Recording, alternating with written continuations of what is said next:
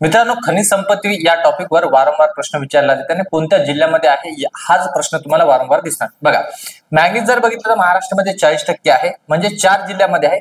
एक टिंब आणि आडवी रेषा लक्षात ठेवायचं आहे. सिंधुदुर्ग म्हणजे आपण एक टिंब म्हणून सिंधुदुर्ग, इथं आडवी रेषा म्हणजे काय नागपूर, भंडारा आणि गोंदिया, म्हणजे 3 जिल्हे आणि हा एक सिंधुदुर्ग 4, म्हणजे एकूण जर बघितलं 40% मॅंगनीज आहे 4 जिल्ह्यामध्ये.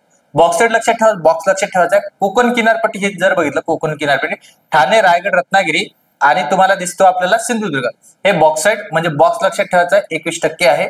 लोहखनिज बघा मित्रांनो, एलयू लक्षात ठेवायचा. ट्रिक काय एलयू, एलयू म्हणजेच काय की रायगड, रत्नागिरी, सिंधुदुर्ग आणि कोल्हापूर हा एल झाला आपला. आणि इथं जर चेक केलं तुम्ही नागपूर, चंद्रपूर, गोंदिया आणि काय म्हणू शकतो आपण गडचिरोली, असा यू लक्षात ठेवायचा आहे.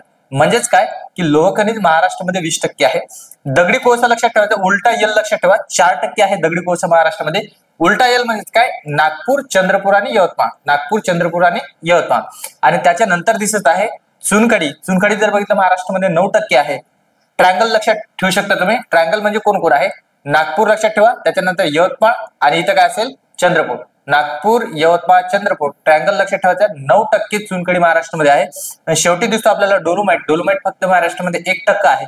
दोनच जिल्ह्यामध्ये आढळतो, यवतमाळ आणि या ठिकाणी लक्षात ठेवायचं आहे सिंधुदुर्ग. ठीक आहे, माहिती आवडल्यास नक्की लाईक करा आणि शेअर करा. Thank you so much. जय हिंद, जय महाराष्ट्र.